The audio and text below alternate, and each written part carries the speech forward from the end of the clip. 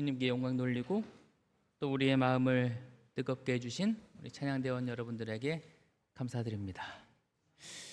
사실 저희가 금요일 날 8시에 지금 예배를 시작하기 때문에 예배가 마치고 교과 공부 마치고 말씀 나눔하고 찬양 연습하면 집에 가시면 10시 반. 쉬운 일이 아니죠. 그런데 이렇게 귀한 찬양으로 하나님께 영광 돌려주시는 우리 찬양대원들에게 다시 한번 뜨겁게 아멘으로 화답해 주시면 감사하겠습니다. 제가 지난 안식일에 한 교회를 갔는데 예배가 마친 다음에 물어봤어요. 이 교회가 언제쯤 지어진 건물입니까? 그랬더니 BC 1500년에 지어진 건물이에요.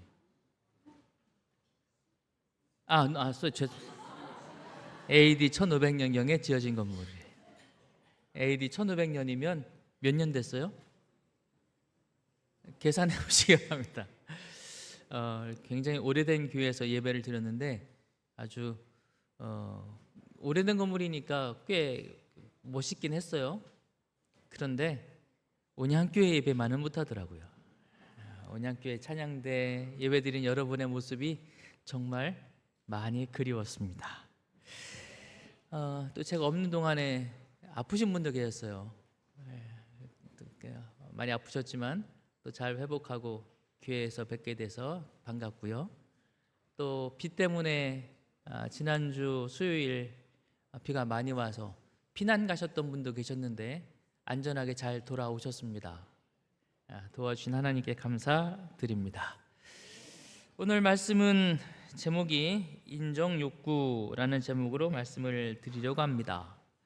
인정욕구 하면 생각나는 이야기 하나가 있습니다. 이솝우화이죠. 이 이야기 여러분 어렸을 적 들으신 기억 있으십니까? 네. 이런 이야기입니다.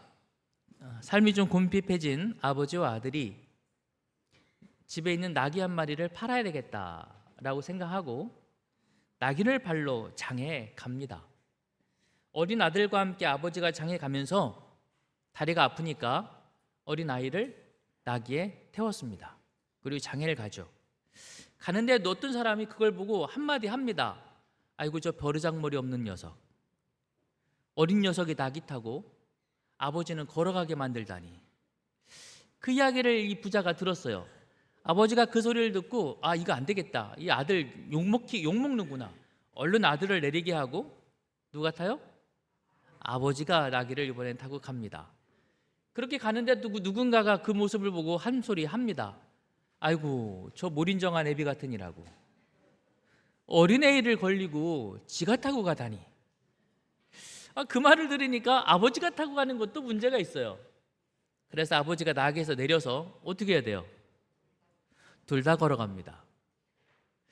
그렇게 둘 다 걸어가는데 그 모습을 본 한 여인이 또 한마디 합니다. 아이고 저 어리석은 사람 같으니라고. 힘 좋은 나귀를 걸어가고 저렇게 두 사람도 걸어가다니 타고 가면 될걸. 누가 타야 돼요? 그렇죠. 아들 타면 아들 욕먹고 아버지 타면 아들 욕먹으니 안 되겠다. 둘이 다 타자. 그래서 이번에는 둘이 다 나귀를 타고 갑니다. 이제 말이 없을까요? 네. 그 모습을 본 사람이 또 한마디 합니다. 아이고 저 인정머리 없는 사람들 같으니라고. 나귀가 얼마나 힘들까. 두 사람이 다 나귀를 타고 가더니 아마 요즘 같으면 동물학대야 이런 소리 했겠죠. 그 말을 들은 이 두 사람이 또 난감해졌어요. 어떻게 해야 돼요? 동물을 아껴야 되잖아요. 이것도 아니구나. 그래서 둘이 내려서 이번엔 나귀를 메고 갑니다. 동물을 아끼는 거죠. 그렇게 나귀를 메고 다리를 건너는데 나귀가 가만히 있어요? 가만히 안 있죠. 발버둥 치던 나귀가 결국 난간에서 떨어져서 냇물에 휩쓸려 내려갑니다. 이 이야기에서 이솝이 하려는 얘기가 뭐예요? 여러분, 나귀를 데리고 가는 두 아버지가 해야 될 가장 적절한 행동은 뭘까? 에 대하여 이야기하려는 게 아니에요. 뭐 얘기하려는 거죠? 그들은 우리가 어떻게 하는 것이 가장 현명하고 합리적인 것인가에 대하여 그들 스스로 아무 결정도 내리지 못하고 있었다는 것입니다. 누가 결정을 내려줘요? 다른 사람들이 결정을 내려줘요. 왜 이 부자는 다른 사람들이 내리는 결정에 휘둘릴까요? 그들이 주된 관심사는 우리가 나귀를 데리고 지금 시장에 가는데 이렇게 시장을 향해서 가고 있는 우리 부자를 사람들이 어떤 시각으로 보느냐, 우리를 어떻게 평가하느냐라고 하는 사람들의 평가에 지나치게 예민했다는 거죠. 그래서 끊임없이 그들의 결정과 행동을 바꾸는 것입니다. 이것이 이솝 우화가에서 우리에게 들려주는 이야기이죠. 오늘 예수님께서 들려주시는 이번 주에 우리가 읽은 본문의 말씀은 마태복음 6장의 전반부를 기준으로 하고 있습니다. 이렇게 시작됩니다. 같이 읽어볼까요? 시작. 사람에게 보이려고 그들 앞에서 너희의 의를 행하지 않도록 주의하라 라고 말씀하십니다. 마태복음 5장에서 예수님은 산상보훈을 시작하셨습니다. 시작하시면서 먼저 우리가 아는 팔복 이야기 하시고 그 다음에 율법의 바른 정의에 대해서 이야기하십니다. 살인하지 말라. 살인이라는 행위가 중요한 것이 아니라 그 말씀 속에 담겨있는 하나님의 참된 의미, 사람을 중요시 여기고 존중하고 사랑하는 것. 간음하지 말라. 간음이라는 행위 이전에 사람, 여인을 우리의 마음속에 음욕을 품지 말라. 즉 우리의 마음적 상태가 더 중요하다라는 율법의 본질적 상태를 설명하셨습니다. 여기까지 5장의 이야기예요. 근데 6장으로 넘어와서 예수님은 이런 말씀을 이어서 하십니다. 그러므로 구제할 때에 외식하는 자가 사람에게서 영광을 받으려고 회당과 거리에서 하는 것 같이 너희 앞에 나팔을 불지 말라. 5절에서는 다시 이렇게 말씀하십니다. 또 너희는 기도할 때에 외식하는 자와 같이 하지 말라. 그들은 사람에게 보이려고 회당과 큰 거리 어귀에 서서 기도하기를 좋아하느니라. 16절 금식할 때에 너희는 외식하는 자들과 같이 슬픈 기색을 보이지 말라. 그들은 금식하는 것을 보고 사람에게 보이려고 얼굴을 흉하게 하느니라. 이 세 가지 이야기를 하십니다. 구제할 때에, 기도할 때에, 그리고 금식할 때에. 이 세 가지 이야기를 하시는 이유는 5장에서 율법에 관한 이야기까지 마치셨다면 이제 이 세 가지 구제, 기도, 금식은 율법을 준수하는 유대인들이 그들의 삶을 더 경건한 삶으로 살아가기 위하여 율법을 준수하는 것보다 더 나은 삶을 위해서 그들이 신앙의 세 가지 중요한 규범으로 삼은 게 있습니다.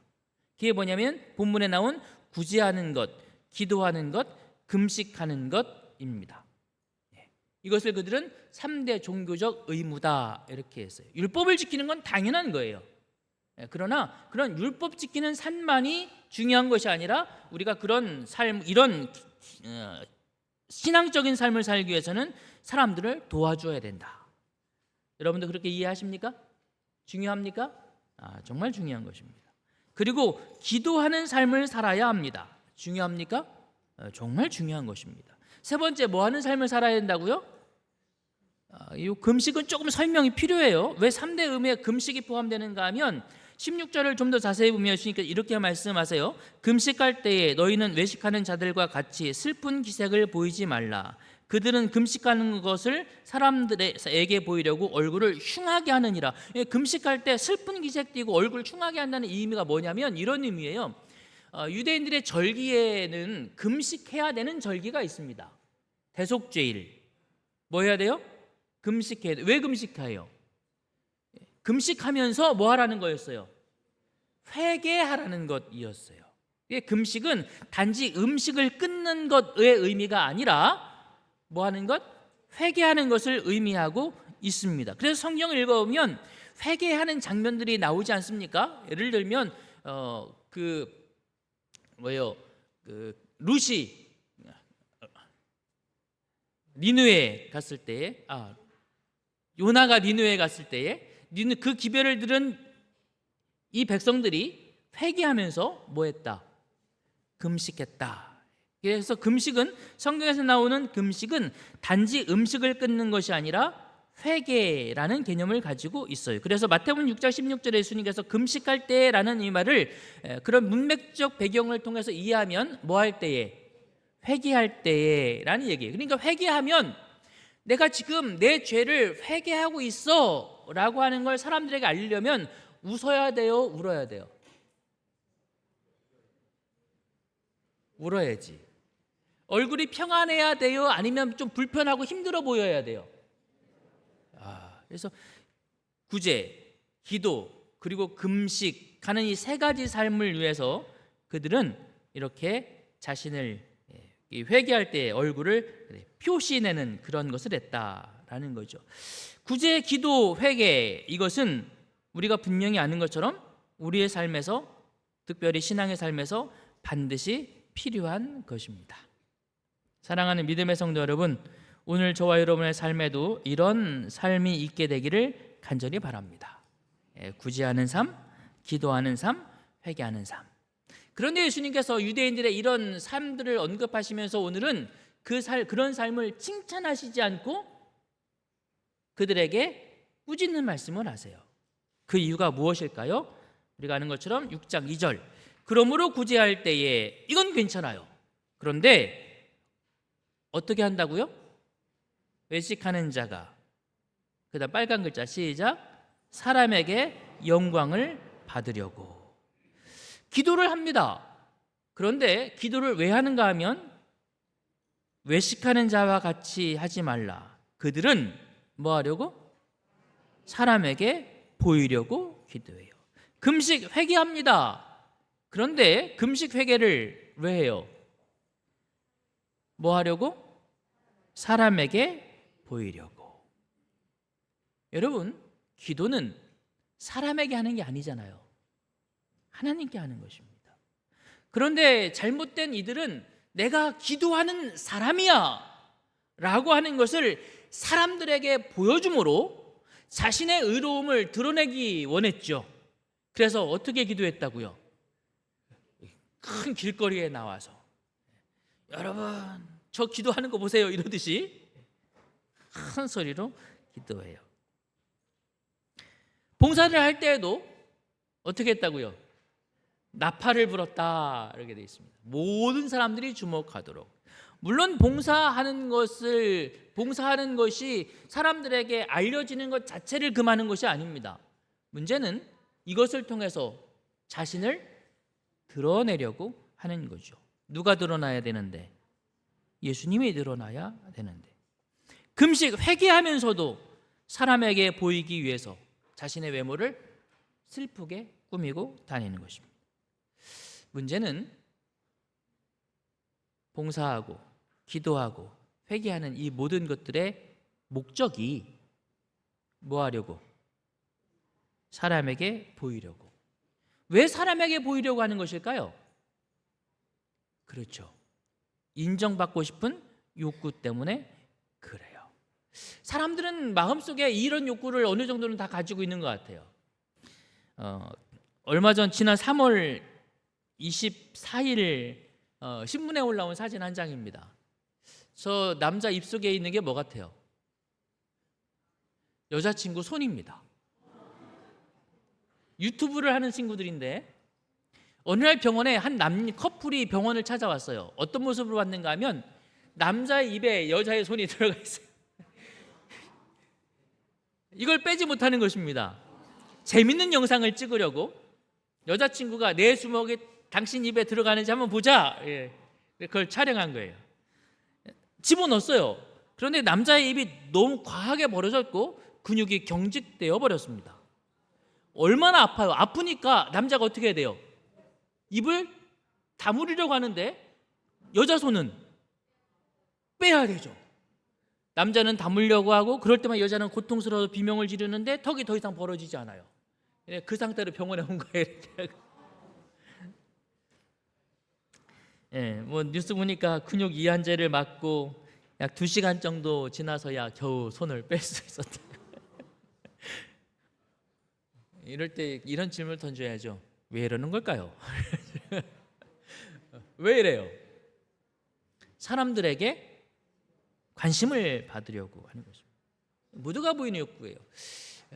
고백하면 저도 가끔 온양교회 유튜브를 들어가서 제 설교를 점검할 때가 있습니다. 그때 뭘 보냐면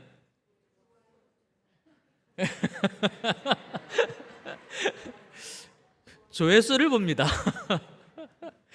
이게 어쩔 수 없더라고요.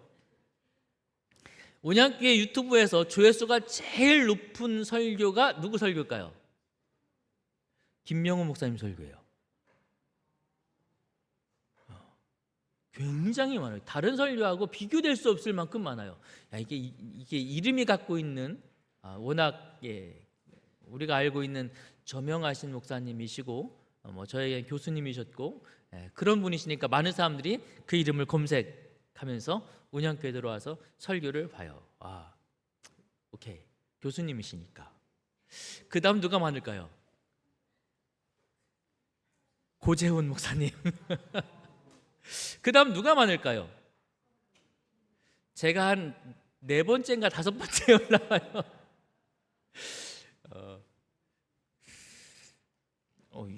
내가 설교를 더 열심히 해야 되겠구나. 라는 자극을 받습니다. 사실 다른 사람의 시선, 다른 사람들이 어떻게 평가하느냐가 우리에게 있어서 어떤 동기를 유발시키고 더 열심히 하게 하고 그런 긍정적인 열매를 맺을 때도 있지만 때로는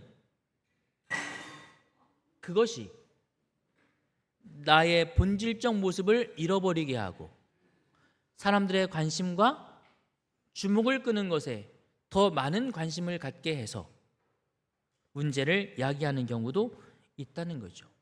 사람들은 왜 자꾸 그렇게 눈치를 볼까요? 왜 사람들은 다른 사람들의 시선에 영향을 받을까요? 왜 다른 사람들의 시선으로부터 인정받고 싶어 할까요? 찾아보니까 몇 가지 이유들을 전문가들이 이야기를 합니다. 예를 들면 이런 것들이랍니다. 소속감의 본능적 필요, 인정을 받아야 이 단체 속에서 내가 설 자리를 찾는다라는 거죠. 여러분도 교회에서도 그런 게 필요할까요? 글쎄요. 자아 존중과 자기 개념 형성을 위해서 내가 나 스스로 나를 존중받는 것이 다른 사람으로부터 인정받는 것에 의하여 내 자존감이 높아지고 외부 평가에 의하여 내가 쓸만한 사람이구나라고 스스로 생각하게 된다는 거예요. 그래서 자꾸만 다른 사람들의 시선을 신경 쓰게 된다는 거죠. 그런데 만약에 그런 것들이 채워지지 않으면 심리적으로 불안해지고 자존감이 낮아진다는 것입니다. 연구에 따르면 지나치게 인정을 받으려는 행동의 근본 원인은 낮은 자존감입니다. 이것은 기본적으로 자기 믿음이 부족하고 자기 비판적이라는 것을 의미하며 다른 사람으로부터 인정을 구하는 것이 자연스러워 보여서 자꾸만 사람들에게 인정받으려고 하는 거죠. 그래서 결국에는 나귀를 뭐하고 간다? 등에 업고 가는 것입니다. 이렇게 되면 외부 인정에만 자꾸 의존하게 됩니다. 다른 사람들의 반응이 없거나 인정하는 말이 없으면 내가 뭔가 잘못하고 있다고 생각을 하게 돼요. 그래서 자꾸만 보여주려고 하는 거죠. 나 이렇게 하고 있어. 내면의 안정성이 약화되기 시작합니다. 내 스스로에 대한 자존감이 사라지는 거죠. 내가 정말 잘하고 있나?에 대한 끊임없는 반문을 스스로에게 던집니다.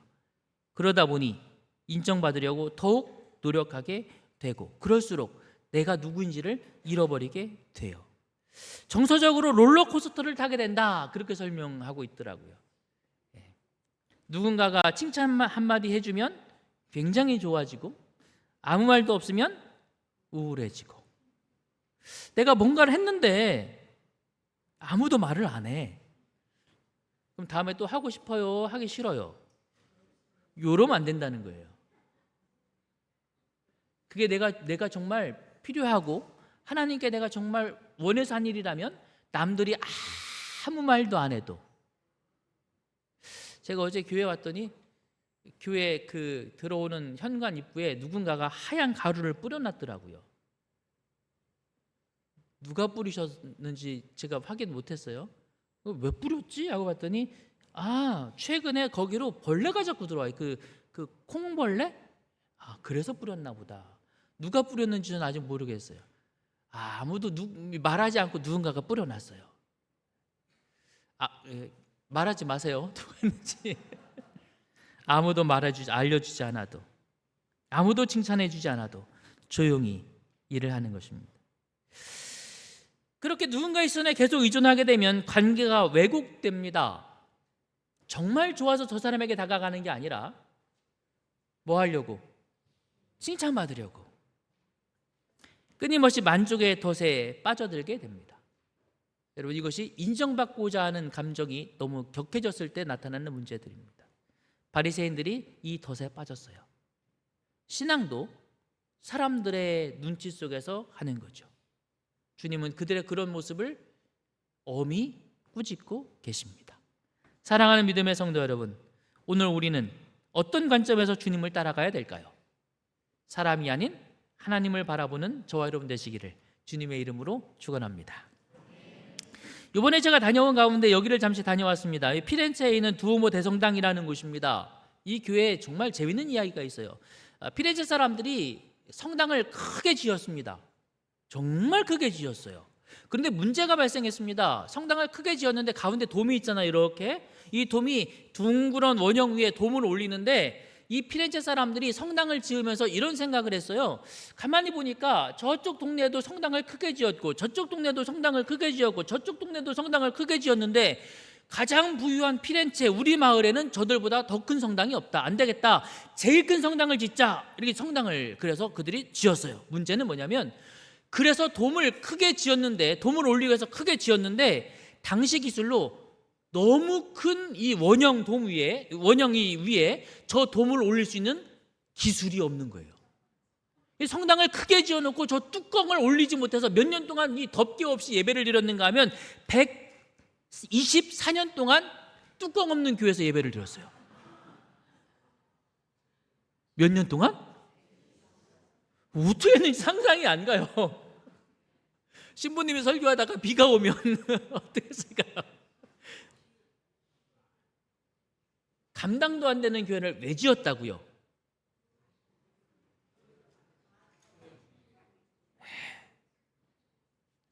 우리를 과시하려고. 사람들이 우리를 어떻게 볼까? 이게 세상에서만 일어나는 일이 아니라 사람들의 눈치를 보며 신앙하는 것이 어디에서도 일어난다는 얘기예요? 교회에서도 일어나는.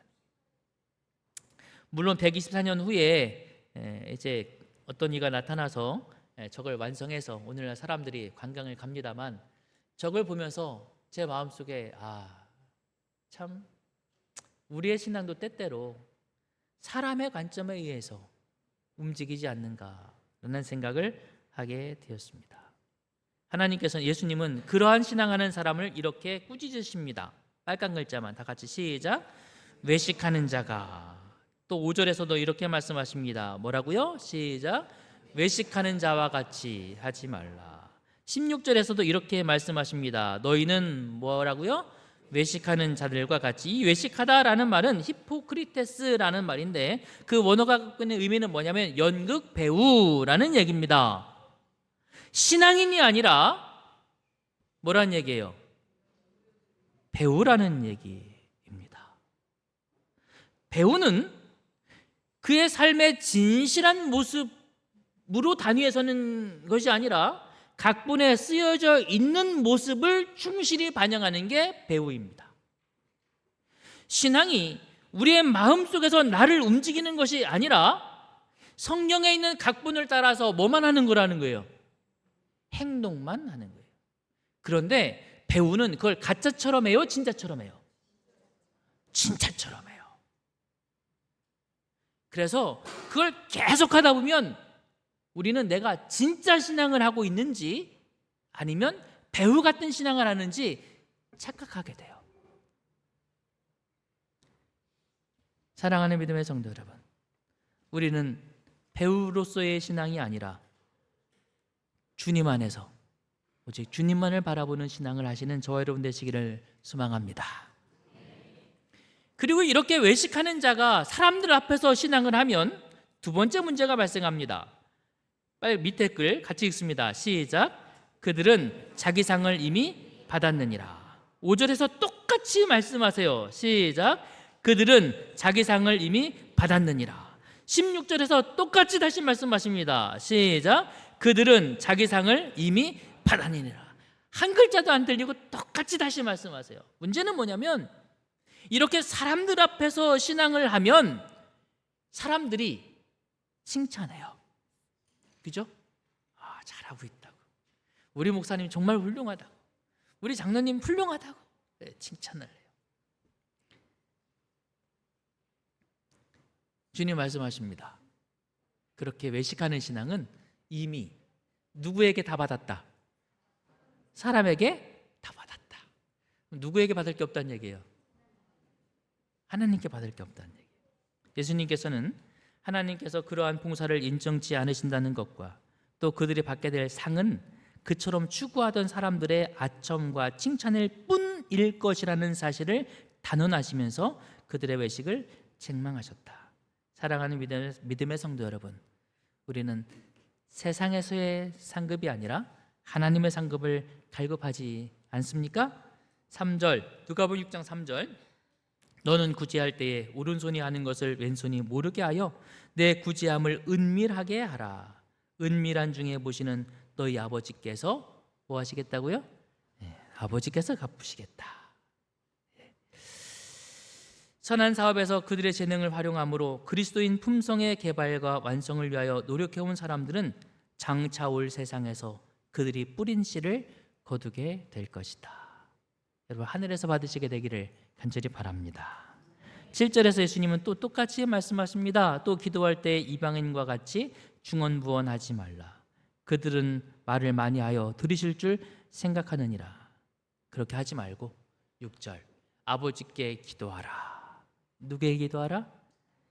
은밀한 중에 보시는 내 아버지께서 갚으시리라. 사랑하는 여러분, 은밀한 중에 하나님을 찾고 그들의 필요를 주께 하려고 도움을 구하는 자들은 그 간구가 결코 헛되이 돌아가지 않을 것입니다. 아버지께 받으시게 되기를 간절히 바랍니다. 너는 금식할 때 머리에 기름을 바르고 얼굴을 씻으라. 사람들에게 보이려고 회개하지 마라. 극기와 마음의 은밀한 교훈을 자비하신 구주께 내어놓도록 하자. 짐을 십자가 아래 내려놓고 그대를 먼저 사랑하신 그분의 사랑 안에서 즐겁게 갈 길을 가도록 하라. 사람들은 영혼과 하나님 사이에 은밀히 진행되는 일을 끝까지 모를 수도 있다. 그러나 마음에 역사하시는 성령의 활동의 결과는 모든 사람에게 나타날 것이다. 왜냐하면 은밀한 중에 보시는 분이 뭐 하실 것이기 때문이다? 갚으실 것이기 때문이다. 사랑하는 믿음의 성도 여러분, 우리가 사람들에게 받기를 원하세요? 하나님께 받기를 원하세요? 내가 사람들에 의하여 휘둘리기를 바라세요? 아니면 하나님에 의하여 인정받는 성도가 되기를 원하세요? 그렇습니다. 우리가 은밀한 중에 보시는 아버지 하나님 앞에서 살아가시는 저와 여러분 되시기를 간절히 바랍니다. 하나님은 우리가 부족할지라도 그대로 인정해 주십니다. 우리의 기도가 떨릴지라도 그 기도의 문장이 유창하지 않을지라도 하나님께서는 그 기도를 들으십니다. 제가 예전에 들은 그 이야기 가운데 오랫동안 건달 생활을 하다가 극적으로 하나님을 믿고 교회에 나오기 시작한 한 사람이 있었습니다. 목사님이 그 사람을 얼마나 대견스럽게 보는지 어느 날 예배 시간에 시작하는 기도를 저녁 집회 때 오늘은 김 선생이 기도해 보시지요. 갑자기 맡긴 거예요. 그러니까 그 사람이 너무나 갑작스러운데 공중에서 말씀하시니 거절할 수도 없고 일어났습니다. 그리고는 이렇게 기도를 시작했습니다. 하나님, 이 때려 죽여도 시원찮은 놈을 사랑해 주셔서 감사합니다. 표현은 어쩌면 거칠었고 성숙해 보이지 않았을지 모르지만 그러나 그 기도를 하나님께서 들으셨을까요? 네, 그렇습니다. 은밀한 중에 보시는 너희 아버지께서 우리의 회개의 기도를 다 들으실 것입니다. 그러므로 나는 사람에게 보이기 위한 신앙이 아니라 하나님 앞에서 진실한 신앙을 선택하겠습니다. 여러분, 이런 고백을 오늘 이 아침 주님 앞에 들으시게 되기를 간절히 바랍니다. 말씀을 마치겠습니다.